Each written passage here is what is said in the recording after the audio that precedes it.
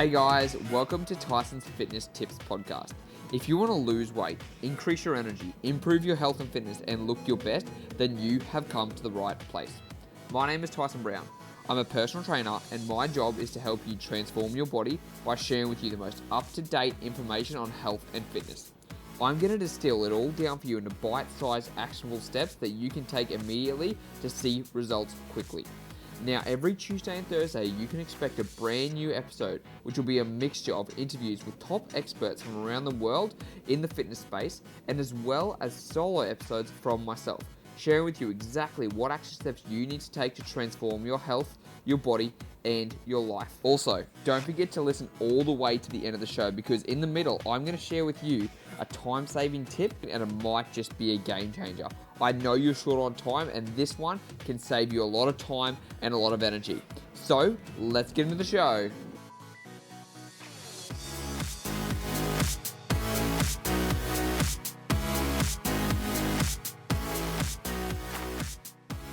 Hey guys, what is up? It is your coach and your host, Tyson Brown, as always, and I am super pumped for this episode because guess who I got to bring on?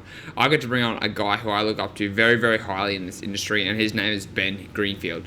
Now, Ben Greenfield is a journalist, but he's also an expert in health and fitness, and more importantly, he's a biohacker. He always likes to try different things to see what works and to kind of hack his way to getting his healthiest self. So this is a really awesome podcast. I really recommend that you go back and listen to it twice, because some of the knowledge that Ben talks about, the things that might not seem like, they're they're a little bit different, but honestly, they are awesome. So let's get into the episode. You're really going to enjoy it, and as always, make sure to let me know afterwards. All right. Okay, cool.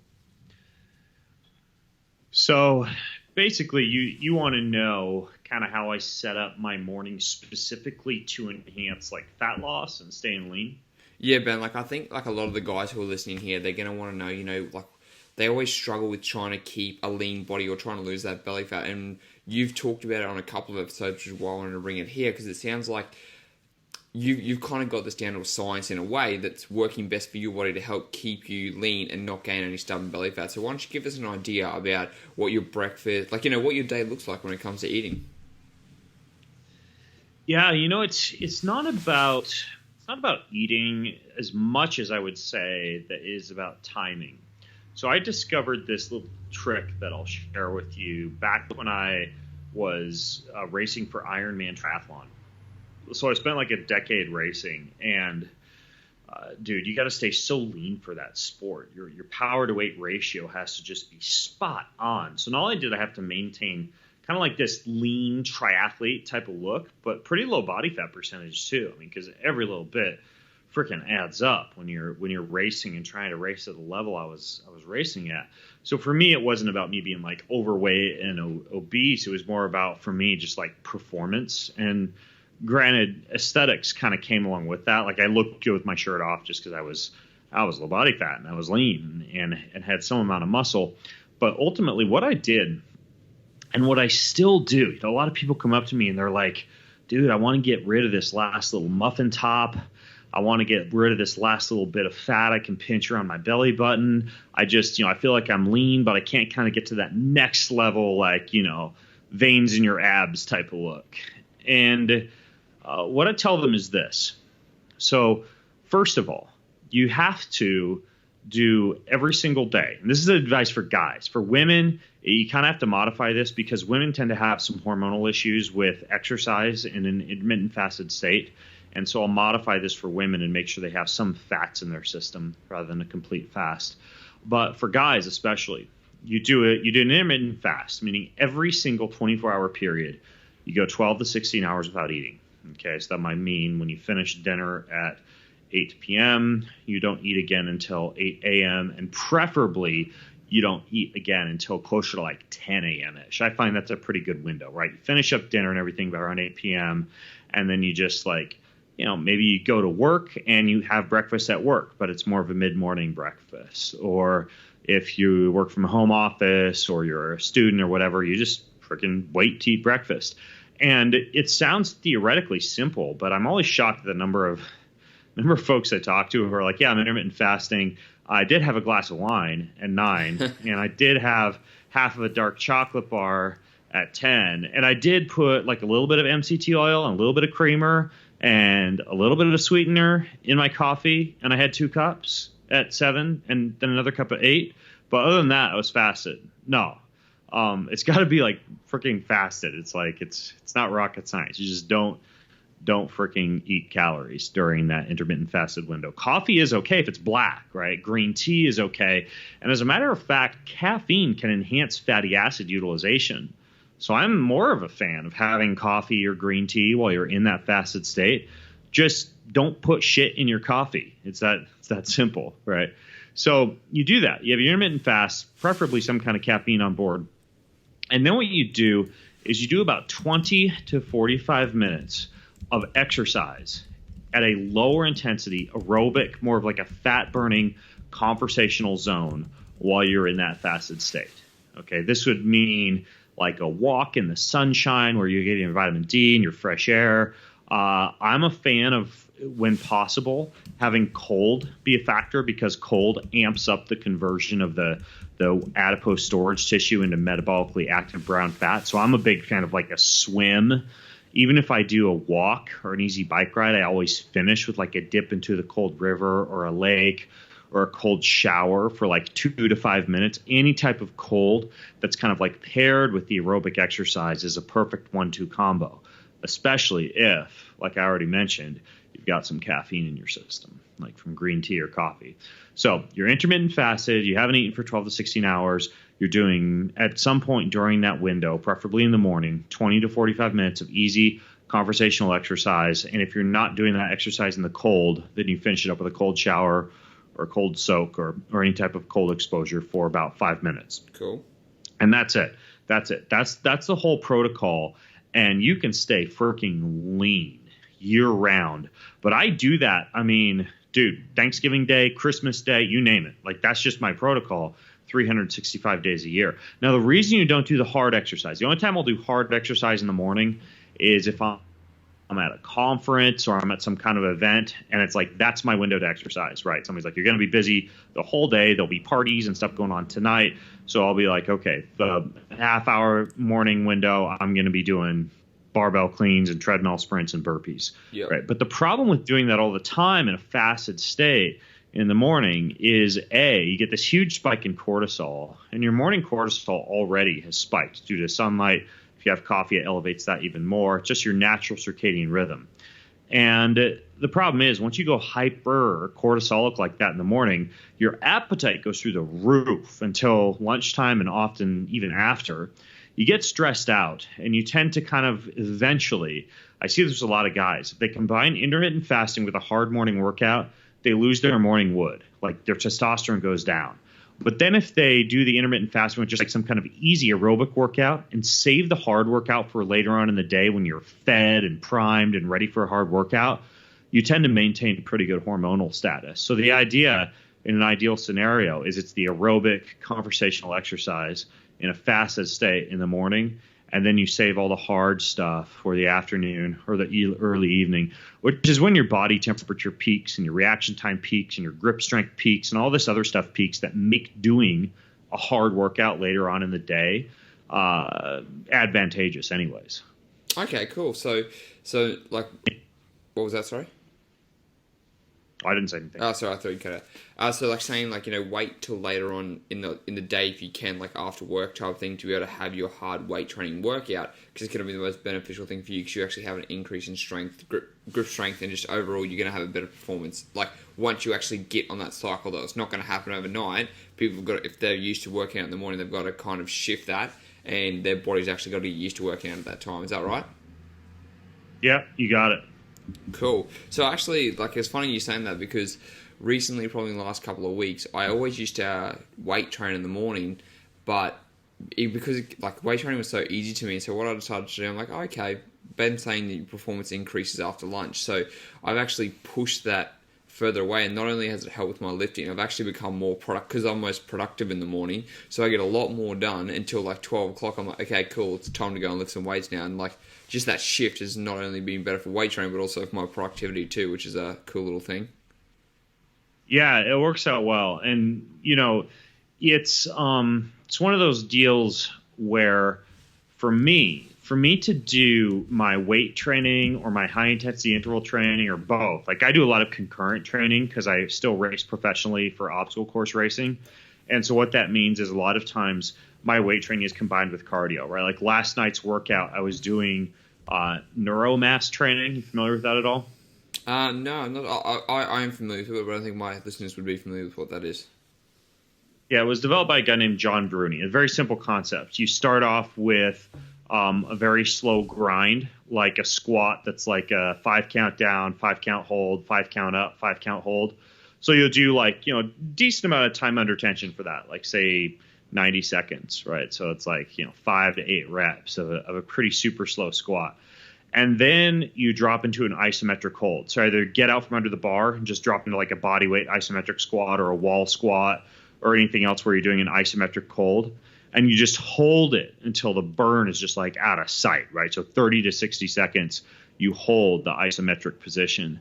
And then you finish with explosive fast twitch exercise. So you'll do like 10 jump squats, body weight jump squats, or 10 box jumps, or go back underneath the bar if you're really strong and do, like 5 to 10 barbell jumps. And so it's super slow grinding followed by isometrics, followed by explosive movement, right? Really cool way to train. I also like, because you can do it as body weight, right? So in a hotel room, I can do like 10 super slow 4 count down, 4 count hold, 4 count up push-ups.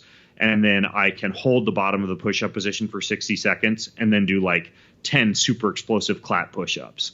Really cool way to train both your slow twitch muscle and fast twitch muscle at the same time, and also build a lot of muscle endurance at the same time.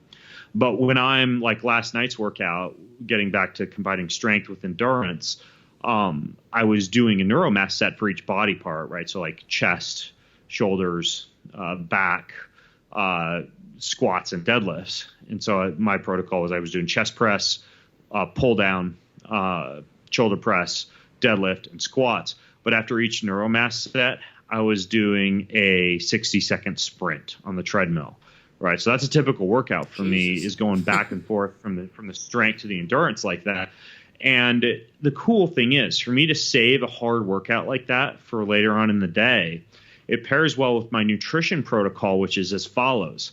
I don't eat any carbohydrates till the end of the day. So I keep my body in this really potent fat burning mode the entire day. I eat plants and vegetables.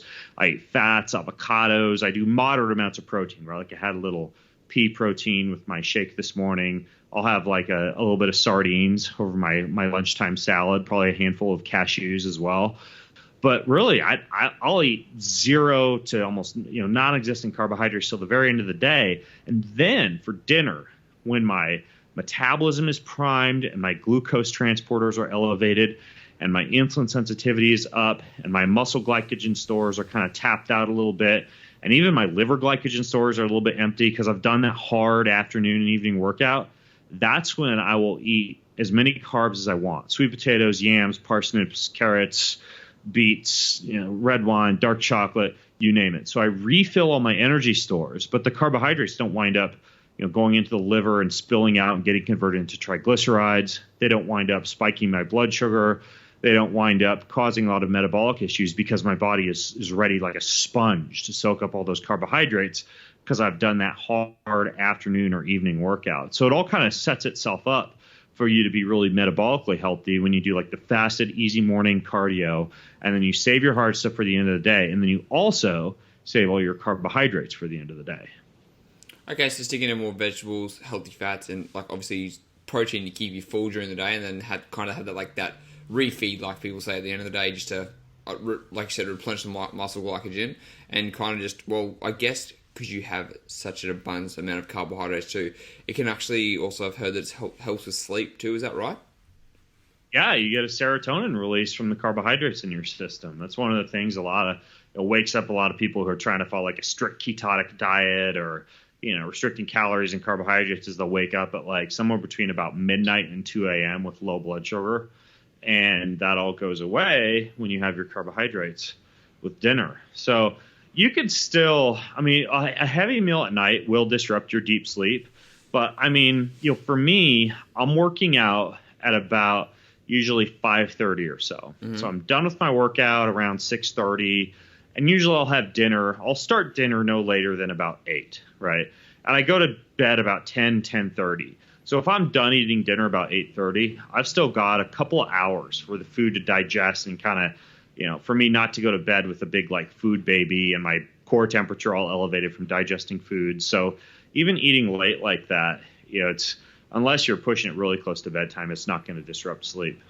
Yeah, cool. I actually just do like a little walk afterwards too if it's that big of a meal, just to kind of help get everything moving again. So before you go to sleep, it's like that nice evening walk.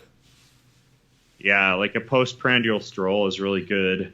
I'm also a big fan of the sauna with a little bit of like a cold shower or a cold soak afterwards. I mean, if I could have the perfect evening, it would be to do that workout and then I'll go sit in the sauna for like 20 minutes and sweat things out, maybe catch up on some reading, and then finish up by decreasing the body's core temperature with a cold shower or a cold soak. And that combined with like doing that carb refeed afterwards, dude, you just sleep like a freaking baby. I can only imagine. Every time I do like a sauna and a cold shower together, like I just feel like $1 million, You just feel so refreshed, and it's like you can either go to sleep or you can go and do whatever you got to do. You just feel like 100 times better than what you did after anything else. Yeah, it's probably like second only to sex as far as a good nighttime activity. Fair call. What I was going to ask, Ben, so with your afternoon workout though, because a lot of people, whether they've been working and they don't feel like they have energy or anything like that, do you drink coffee around that time, or you just kind of get straight into it? How do you usually go about it? Coffee sits in your system for anywhere from 3 to 6 hours. Yeah. How fast you metabolize it, sometimes longer than that. So I honestly don't like to have a lot of caffeine in my system. I generally don't really drink any coffee after about 9 or 9:30 o'clock in the morning. But for an afternoon pick-me-up pre-workout, I don't do pre-workout shakes or beverages. I don't do post-workout either, right? Yeah. So sometimes I don't eat for like an hour and a half, 2 hours after my workout, and there's some evidence that might help with your growth hormone and your testosterone to fast for a little while after workout. The only exception to that would be if you're bodybuilding, you're just trying to get swole, and huge. A lot of times you really do need to eat in that window after workout. So for me, I don't do a lot of pre and post workout supplements that are calorie based, but for me, it varies. Like sometimes I'll stack some stuff. Like one stack that I like is just to stack amino acids, like essential amino acids, with a little bit of ATP and HMB. That's kind of like a good stack for weight training where you want to get some good power and strength. You throw a little bit of creatine in that mix, it's a really potent stack, and it doesn't really overstimulate your central nervous system because it's just amino acids, creatine, some HMB, and some ATP. Of late, I've instead been doing probably 3 different things. These are a little bit more fringe, but these are the 3 things I've been doing lately. Number one is, especially if it's a really active day for me, and I know my calories are a little bit more drained by the time I get into that workout. And by active day, I mean right now while I'm talking to you, I'm walking on my treadmill.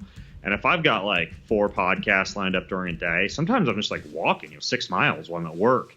And that adds up. By the time I get into my afternoon workout, I'm kind of hungry. So one thing that I'll do on a day like that is I'll use these newer like exogenous ketones. Oh, yeah. They're ketone salts or ketone esters. Ketone esters are expensive. Those are like $20 to $30 a serving nowadays. Whoa. But man, those are a huge mental boost. And I mean, not only will those help me have a better workout, but if I've got a dinner afterwards, I'm like the most conversational person at dinner because you get like this intelligence factor. They're calorie restriction mimetic. If anything, my only complaint about them is they're so freaking potent. Sometimes I lose my appetite for dinner, which for me sucks because I'm kind of a foodie and I like to kind of want dinner. So anyways, though, exogenous ketones are one. And then the other ones that I've been kind of toying around with, one would be something that I got a lot of flack about for mentioning the last time I was on the Joe Rogan show, but it freaking works. And that's black ant extract. Oh, yeah. I get this from a company called Lost Empire Herbs. And I just have a powder. Sometimes I'll mix it in with like a tincture, a little bit of, you can mix it into a dropper bottle with a little bit of vodka. I like that because it's got a lot of zinc in it, which is really good for your libido and your hormones. And it's also got a really good kind of like pre-workout pick-me-up type of factor. So I've been toying around with that pre-workout for the past month and a half or so. And you really do get a good pick-me-up. Not a lot of people are talking about freaking black ant extract, but it works. The other one is nicotine, either nicotine gum or nicotine mints or nicotine. I even get these little nicotine toothpicks off of Amazon. There's some really good evidence for nicotine as a pre-workout boost. You see like up to 30% or greater in terms of the improvement in cardiovascular performance, like on high-intensity interval training. You see a decreased rating of perceived exertion, like the amount of pain you'd feel during a weight training workout. And, I mean, you don't have to smoke a cigarette to get nicotine, right? There are other ways to get nicotine. And I've also found that of late to be a really good pick-me-up. That lasts, you get a bigger kick than you do from coffee, but it only seems to last about 2-3 hours maximum. So it's really out of my system even more than coffee is. And I do a lot of testing of my deep sleep cycles. Yep. I use this Aura ring to track my sleep. So I'll test what affects my deep sleep. If I have coffee, even as early as after 12 p.m., it deleteriously affects my deep sleep cycles. But I haven't found like nicotine or exogenous ketones or this ant extract or that amino acids, creatine, HMB, ATP stack. Like all of that doesn't affect my deep sleep levels at all. So those are all examples of something I do as a pre-workout for a hard workout. And then occasionally, probably a couple times a week, I'll be really hungry in the afternoon before that workout. And I have the same approach sometimes when I'm thirsty, the same approach when I'm tired. Sometimes I just tell my inner bits to shut up. I just go do the workout just to teach myself how to kind of like go when you're exhausted and tired and feeling a little bit depleted. And I don't do that all the time because if you're just a constant stoic, it's bad for your hormones. It sends that message to the body to just, downregulate fertility and downregulate testosterone because we don't want to make babies if you're stressed out all the time. But sometimes, I used to do this a lot when I was training for Ironman. I'd do workouts and purposefully go out for a hard, hot workout without any water, right? Just to train my body how to, if shit hits the fan when I'm out racing and I lose my water bottle, how to operate with less water. Or sometimes I will just start into the workout even though I'm hungry and I'm tired and I'd rather just go for a walk and I'll just push through it and teach myself how to go even without those stimulants in the system. And, that can pay dividends when you do get in a situation where, let's say, for me, I'm in a race and I'm super tired or I'm doing, some adventure race or even like I'm hunting and I get up in the morning and I'm sore from the previous day of hiking and I just got to push myself to go. So I'm not a fan of doing a pre-workout every single day, but, for like 80% of my workouts, I've got something in my system to kind of give me a little bit of a pick-me-up. And it's always something that doesn't have a lot of calories in it. Yeah, nice. I actually I want to look into that black ant extract. I've thought about doing the nicotine gum, but I've got a feeling I've got an addiction gene, so I don't want to go down that route just in case I get stuck to the gum, which is not the best thing, I guess. Yeah, what I use is I've got they're like 1 or 1.5 milligrams, the Nyquil mints off of Amazon. And granted, I know I get called down on this. They got a little bit of artificial sweetener in them, and I'm not a huge fan of sucralose, but it's very small amounts, like a slight dusting. Same thing with the toothpicks, right? Those are like 1 milligram.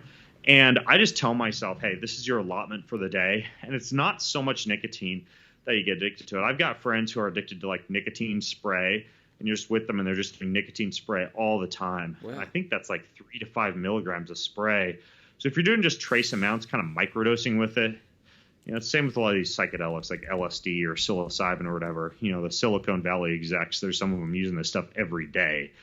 For me, I have that stuff and I have it in my cupboard and I'll use it occasionally, but it's like once a week when I have a really intensive riding day or once a week when I have an amazing hike and I want just a little bit of extra sensory perception from psilocybin. I'll take a little bit, but ultimately, if you just lower your dose and you do it infrequently, the addictive potential is not super duper high in a lot of this stuff.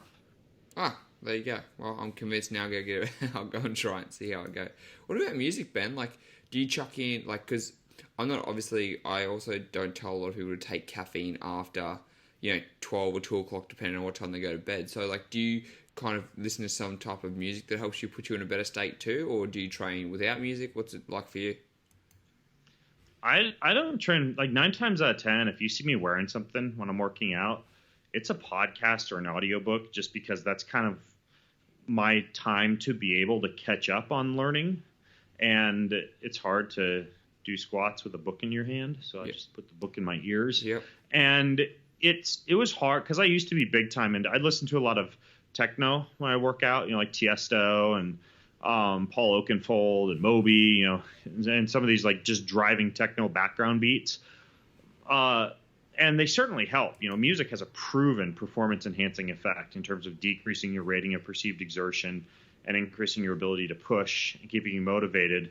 They've even done research that shows that if you kind of like have your sometimes songs, like the songs that you save for when the going really gets tough and you don't allow your body to get used to hearing those songs over and over again, they're incredibly potent and effective, right? So you have like a playlist that you only use when you just know you got to go crush it, right?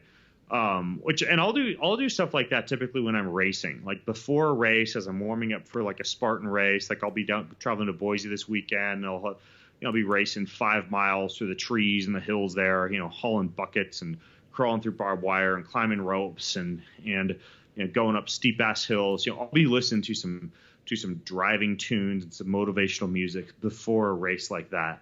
But for my workouts, it's almost like that concept I explained earlier of, you know, like not drinking water, so you get used to just not having it available during the workout, so you're able to just push hard without it.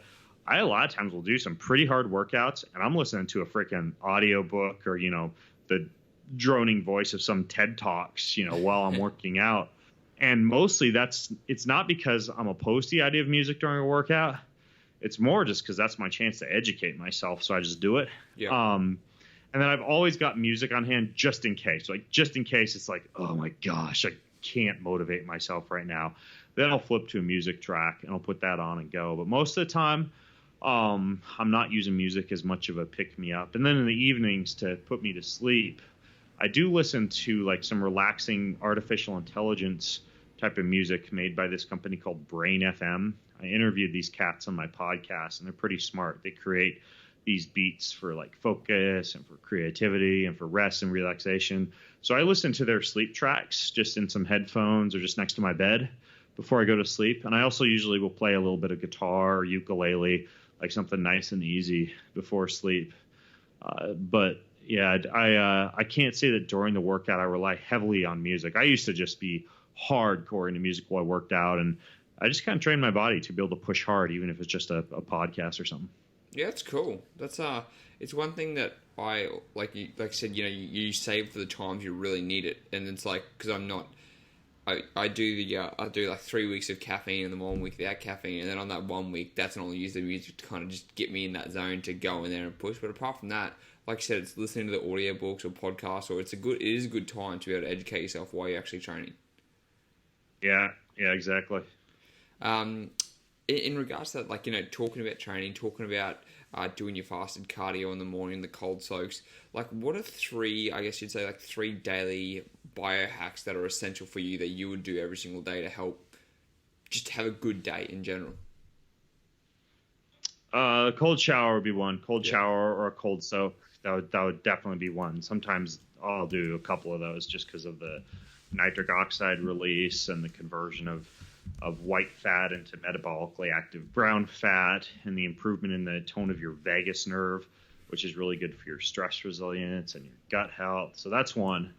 The next one would be the use of what's called photobiomodulation, meaning they make, like, you know, a company like Vielight makes headgear that delivers near and far infrared to your skull, to your brain, right, which enhances the metabolism of nerve cells in the brain and enhances mitochondrial activity in your neural tissue. So it's really good for cognitive performance. Or I'll use these Juve lights in my office, you know, which are really good for your collagen and your skin and your testosterone and your nitric oxide and blood flow. So I'm a big fan of using near and far infrared lighting. And two of the ones I use regularly right here in front of me. One's this Vielight for my head, and then these Juve lights for just kind of full body. And then if I can name one other that I do every day, just about every day, dude. I know I already kind of harped on this, but it's the sauna. It's like breaking a really good sweat. I pretty much, like, every day I make it a point to get cold, and I make it a point to just break a badass sweat, like a big sweat. And sometimes in the summer, you know, it just comes down to waiting until like later on in the day, like I already mentioned, and going out during the heat of the day and doing a workout. But Most of the time for me, it's the sauna. I have a what's called a clear light, the near infrared, far infrared sauna, and I keep it in my basement. And I'm either in there in the morning, and I count that as that morning fasted cardio, just going in the sauna, you're doing some yoga, doing some stretching, getting the body heated up, getting the heart rate elevated, and then finishing with the cold. Or at the end of the day, I'll go in there, I'll drag like a vaporizer in there, and I'll vaporize some tobacco or some weed or some essential oils, and just kind of smoke up and sit there and read a book and get a sweat on, and then finish up with that cold shower. Like I mentioned, that's the ideal evening for me. If after my afternoon workout, I can just go smoke a little bit and read a little bit and sweat a little bit. Then I finish up with the cold, and then I kind of get on to meeting up with my family and starting into dinner. I really like to break a sweat in the sauna just about every day, in addition to using the cold and in addition to using some of these toys that kind of fill your body with the infrared light. Yeah, nice one. So, with the sauna, do you spend, was it just a 20-minute, 30-minute thing, or does it depend, if you've had a workout, then you go in the sauna, or would you spend less time in there? Or? If it's the morning, it's a 20 to 30-minute routine that'll do in there. If it's the evening, usually it's about 15 to 20 minutes. Now, if you look at the research that's been done on the ability of sauna to be able to boost your red blood cell production, what's called your EPO, almost like how Tour de France cyclists will dope with EPO, you can get the same effect for altitude training or for performance or for red blood cells by doing heat exposure in the sauna. But in the studies that they did this, they were putting people in the sauna for 30 minutes post-workout. Right. So if I'm doing it for the performance effect, I'll be in there a whole half hour, which is pretty uncomfortable when your body's already hot after a workout. If I'm just doing it for kind of an end of the day to sweat a little bit and to more relax, it's 15, 20 minutes. Okay, cool.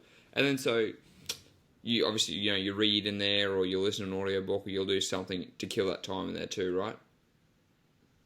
Yeah, I always am multitasking. Yeah, so I'm listening to something, or sometimes I'm foam rolling, kind of working out any areas of adhesion that need attending to. Sometimes I'm catching up on a book. Got to be careful what kind of books you take in the sauna, because it melts the glue and kind of fucks up the books a little bit. But a lot of times, because I subscribe to a few magazines like Wired Magazine and Outside Magazine and Men's Journal, and sometimes I'll just save up my magazines for my sauna time. Yeah, that's what I've been trying to figure out, because I'm man, I can't bring my Kindle in there. I can't bring my books. I might just get some magazines or something to read in the meantime. Yeah. So, talked about some biohacks. I'm just trying to think, out of all those, because obviously you've tried a lot of things over the years, right? And there's probably some things you've stuck with, some things you haven't. I've heard you talk about for a couple of years now the Brain FM, which has been really powerful for you. And also your afternoon nap, as I'm assuming you've probably been doing that for a couple of years now. Is that right? Yeah, I take a nap just about every afternoon. So apart from things like that, what are some certain, let's say, biohacks that you've that have just been the biggest game changers for you? Apart from the sauna, the cold shower, and the Juve light, is there any things that have stood the test of time that you've just never given up on because they've just been such a powerful tool? I would say the two things I do, and I realize these are expensive and fringe and not everybody has access to this shit, but the two things I've done that have moved the dial most for me, as far as making me feel like Superman, as far as on my actual blood testing showing incredible results, even on my telomere testing showing that has decreased my biological age, host of benefits. I haven't been able to get by on less sleep with this stuff.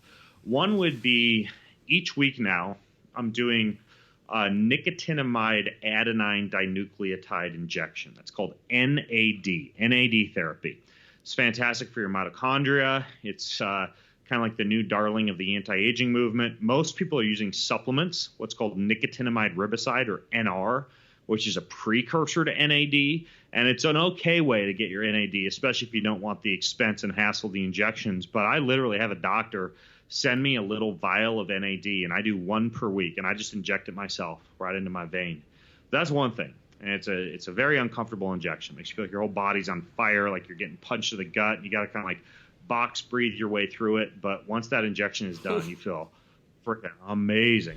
And then the other one would be stem cells, right? So once a year now, and sometimes more frequently than that, I am taking these stem cells that I extracted from my own fat and have stored down in Florida and re-injecting those into my own bloodstream for the anti-aging effect, because they travel to any joint or any tissue where they're needed and basically enhance healing and recovery.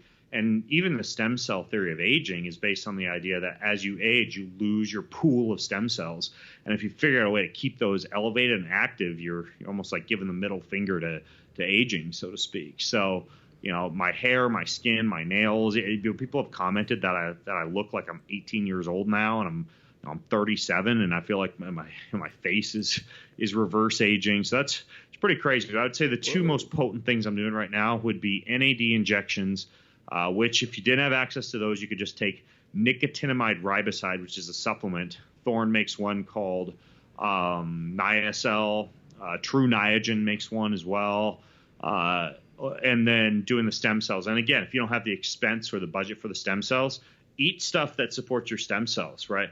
Chlorella, colostrum, aloe vera, marine phytoplankton, coffee berry fruit extract. I have a whole podcast I did several months ago, like how to increase your own stem cell production. It's somewhere on my website. That's like all the foods and stuff that you could eat, even if you couldn't afford the IVs, the injections, or banking your stem cells. So those would be the two biggest. Awesome. Actually, speaking of NAD, one tip that you gave me when I actually sent in a listener question was the tea. What tea have you told me to take?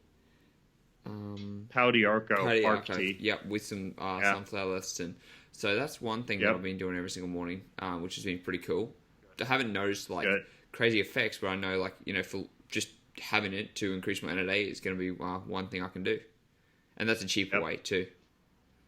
Yep, exactly. That's another one. It's Pau d'Arco bark or Pau d'Arco capsules. Yeah, and so obviously you do your workout training, you run a really successful fitness business, you're looking after your family all the time. How do you manage to read so much in between all of that? What's something, because I always want to increase my reading, and I know a lot of people who are listening to this who I told that they're you're going to be on here, they love to read. So how do you get so much reading done in a week? Yeah, this is probably the last question I have time to go into. Yep. So I'm going to give you my most potent tips for this. I keep books everywhere. There are books up next to my bedstand. There are books in my office. You go to my house, there's just books everywhere. Some of the smartest people I know are the same way. Ty Lopez, Paul Chek. You go to these guys' homes, their entire home is just freaking books everywhere. Yeah, you can have a Kindle, but when books are just in front of you everywhere you go, it's hard not to read them. It's like my house is just littered with exercise equipment and books, right? Every room you walk into, you can work out or you can read at the drop of a hat. Number two is that when I'm reading, I have a rule that I can never turn the page backwards. So I always make forward progress in a book, and I never get halfway through a chapter. I'm like, what the hell did I just read for the past 5 minutes? I forgot because I was zoning off, right? So I can never turn the page backwards. And then the final thing is that reading is like a muscle, right? The more you read, the faster you get at it. But the other thing is there's this rule that tasks will expand to the time allotted. Tasks will expand to the time allotted. So I tell myself I will read a book a day. And I will read that book a day between about 9 p.m. and 10 p.m. in the evening when I'm in bed. I don't watch TV. I don't watch Netflix. I don't watch any TV shows. I just, I don't do social media at night. I don't do push notifications. I just read, right? Read and maybe, have sex with my wife and hang out with my kids, right? And sometimes if I miss that 9 to 10 window, it's the 9:30 to 10:30 window, whatever. But anyways, I read every night. And by telling myself, you're going to get through a book each night, that, accelerator pedals on. I better get through that book efficiently. And sometimes I will admit there's a book that is just so dense and so thick, and usually it's an old book, right? Old books are always harder to get through. That it takes me like 3 or 4 days to get through that book. But 9 times out of 10, read a book a day. There's books everywhere. Not allowed to turn the page backwards. I've always got a pen in my hand to trace that page as I go through it and underline anything interesting. And then I have that rule for myself. And so because I've got that pressure to read, I get it done. And then, of course, like I mentioned earlier, I listen to a lot of stuff too. I listen to a lot of audiobooks. I listen to a lot of podcasts. I'm a reading machine, dude. Dude, I love it. Thank you for all the tips you've given us today. There's a lot for us to go back and listen to. Now, where can people find you best? Where are you most active at the moment? Oh, you could just Google me, Ben Greenfield. My company, where I formulate a lot of supplements, and I've got coffee. I've got a new bar coming out. All sorts of cool stuff that I make is at Kion, getkion.com. It's Kion, getkion.com.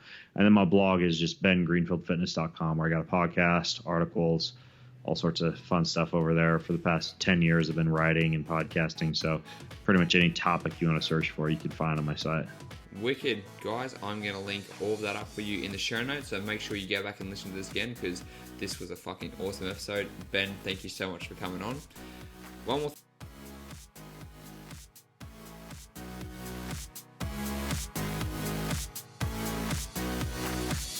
Well, guys, that is another episode done and dusted. Now, what a lot of people don't realize is that I am on Instagram, right? So it's Tyson the Trainer, TysonTheTrainer, and there you can get daily health and fitness tips from me, and I give you a lot of cool stuff in the story. So make sure you follow me on Instagram, and make sure you've also got the Facebook group Transform with Tyson, so that way I'm in your ears 24/7, giving you the latest and greatest fitness results that you can achieve. Till next time, speak to you then.